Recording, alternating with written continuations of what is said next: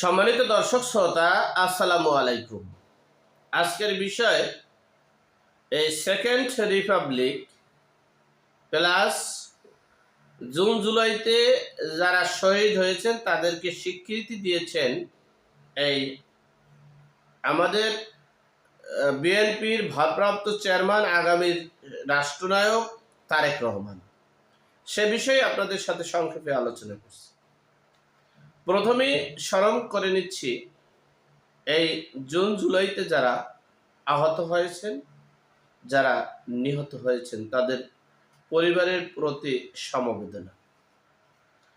প্রথমেই আমি বলছি, আমি গত 15 বছর এই আওয়ামী লীগ সরকারের যারা দুর্নীতি করেছে, লুটপাট, নৈরাজ্য এবং অপরাধীর বিরুদ্ধে সবসময় কথা বলেছি। যারা শেখ হাসিনার বঙ্গবন্ধুর ছবি ব্যবহার করে অপকর্ম করেছে তাদের বিরুদ্ধে সবসময় আমি কথা বলেছি, এখনো বলবো ইনশাআল্লাহ। যাই হোক, গত জুন জুলাইতে যারা যে আন্দোলন, যে সংগ্রাম, এই আন্দোলন সংগ্রামে আমরা যে স্বপ্ন দেখেছিলাম, সে স্বপ্নের 1% সফল তো দূরের কথা, মাইনাসে 100% আমরা চলে গেছি। আমরা ভেবেছিলাম যে উদ্দেশ্য, যে স্বপ্ন নিয়ে আমরা আন্দোলন সংগ্রাম করেছিলাম, মনে করেছিলাম আমরা হয়তোবা আওয়ামী লীগ আগামী 20 বছরেও ক্ষমতায় আসতে পারবে না। কিন্তু দুঃখের বিষয়, এই আন্দোলন সংগ্রামের সফলতাকে পুঁজি করে একটা শ্রেণী, মব তৌহিদি জনতা, এই শ্রেণীটাকে, দেশটাকে একটা নাজেহাল করে দিয়েছে।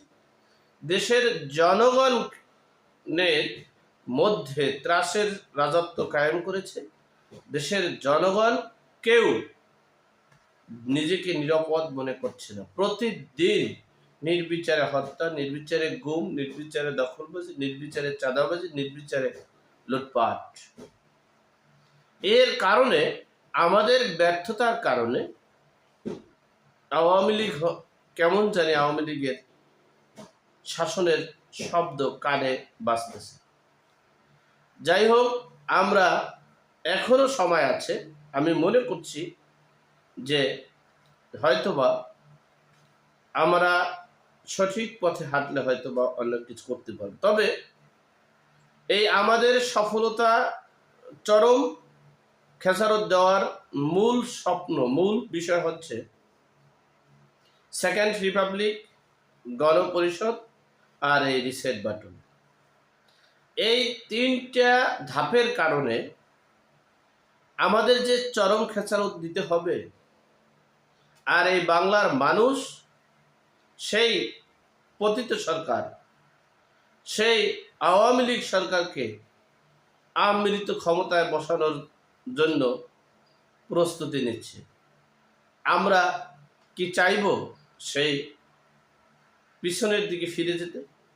আর যদি সেটা না চাই, তাহলে 1971কে ধারণ করতে হবে, 26শে মার্চকে ধারণ করতে হবে, 16ই ডিসেম্বরকে ধারণ করতে হবে।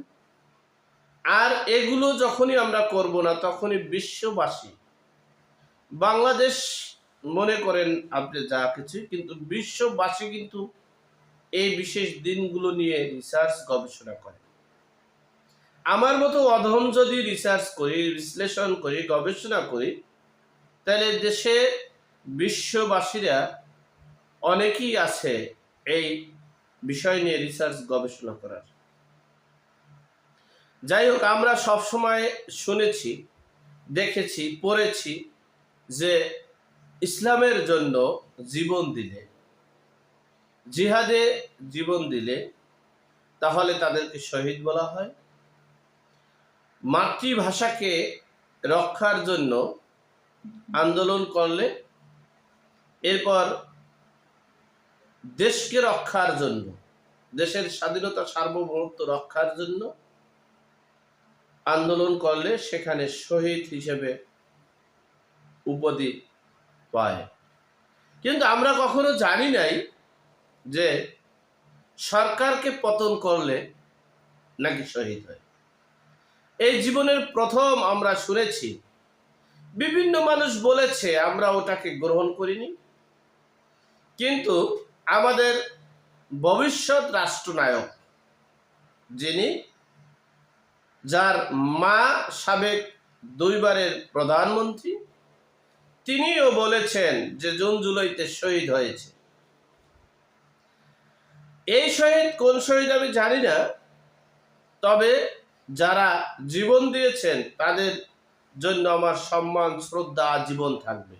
কারণ তাদের কারণেই আমরা একটা বিজয় পেয়েছিলাম। যদিও সেই বিজয়টা আমাদের কোনো কাজে আসেনি, আমরা কোনো কাজে লাগাতে পারিনি, আমরা সামনে লাগাতেও পারবো না। কারণ হচ্ছে এই তারেক রহমান। তার মতো ব্যক্তি যদি বলে যে তিনি শহীদ হয়েছেন, আর শহীদের অভিভাবকদেরকে যদি বলে যে আপনারা আপনাদের দাবি আদায়ের জন্য মাঠে থাকেন, তাহলে তো সেখানে সেকেন্ড রিপাবলিক প্রতিষ্ঠিত হবে। মুক্তিযোদ্ধাকে বাদ দিয়ে এই সেকেন্ড মুক্তিযোদ্ধা, মানে এই দেশ স্বাধীন হয়েছে, যেটা জামাত ইসলামের আমির বলেছে, হেফাজত বলেছে, বিএনপিও সেটা বলছে। আপনি অনেকে আমাকে হয়তোবা বলবেন, আমি কখনোই কোনো বক্তব্য, কোনো আলোচনা, আমার নিজের কোনো আলোচনা আমি করিনি, আমার মন গড়া কোনো আলোচনা আমি বলিনি, বলতে চাইও না। আমি পেপার পত্রিকার মাধ্যমেই যেটা সত্য তথ্য পাই সে বিষয়ে আপনাদের সাথে সংক্ষেপে শেয়ার করার চেষ্টা করি, এবং সেখানে কিছু বিশ্লেষণ করে যেটা পাই, হয়তোবা আমি অদম ভুল হলে আপনারা ক্ষমা করে দিবেন। আমি যেটা বিশ্লেষণ করে পাই সেটাই আপনাদের সাথে শেয়ার করি। অনেকের মতো হয়তোবা কাটিং ফাটিং ভিডিও, অন্যের ভিডিও এনে এরপরে অন্যের ভিডিও আপলোড দিয়ে এরকমের বিষয়টা না। দেখেন, আমি পত্রিকায়, বাংলাদেশের অনেক পত্রিকায় চলে আসছে, আমি বাংলাদেশ প্রতিদিন পত্রিকার একটা অংশ আপনাদের পরে শুনাই। বিএনপির ভারপ্রাপ্ত চেয়ারম্যান তারেক রহমান, শিরোনামটা হচ্ছে শহীদরা যেন ন্যায় বিচার পান, সেই ব্যবস্থা করব। শহীদরা যেন ন্যায় বিচার পান সেই ব্যবস্থা করব। তার মানে কি, তিনি একবারে ঘোষণা দিয়েছেন স্বাধীন, এই দেশটা স্বাধীন হয়েছে 5ই আগস্ট। এমনকি এই স্বাধীনের পর এদেশে সেকেন্ড রিপাবলিক, অর্থাৎ দ্বিতীয় স্বাধীনতার জন্য দ্বিতীয় সংবিধান রচনা করতে হবে, সেটাই তিনি কিন্তু ইঙ্গিত দিয়েছেন। আমার দৃষ্টিকোণ থেকে এখানের যে লেখা সেটা বুঝাচ্ছি, এবং সে যে ভিডিওটাও আপনারা শুনবেন প্লিজ। বিএনপির ভারপ্রাপ্ত চেয়ারম্যান তারেক রহমান বলেছেন, বিএনপি নির্বাচনে জয়ী হলে বিগত স্বৈরাচার বিরোধী আন্দোলনে, স্বৈরাচার বিরোধী তার মানে কি, সরকার বিরোধী আন্দোলনে, সেই সরকার বিরোধী আন্দোলনে যারা ক্ষতিগ্রস্ত হয়েছেন, যারা শহীদ হয়েছেন, যারা কি হয়েছেন, শহীদ হয়েছেন, আমরা জানি, যারা আত্মহতি দিয়েছেন, যারা নিজের জীবনকে উৎসর্গ করেছেন, তাদের মূল্যায়ন অবশ্যই বাংলার মাটিতে হবে। যতদিন বেঁচে থাকবে, আমার দাবি তাদের পরিবার একটা ভাতা পাবে, সম্মানী ভাতা পাবে, এবং পরিবারের প্রত্যেকটা পরিবার থেকে একজন করে সরকারি চাকরি আজীবন দিতে হবে, সে ব্যবস্থা হবে। কিন্তু তিনি তাই বলে তিনি শহীদ না, স্বাধীনতা হয়নি। আচ্ছা, এরপরে হচ্ছে তারা যেন ন্যায় বিচার পান, আমরা সে ব্যবস্থা করব। গতকাল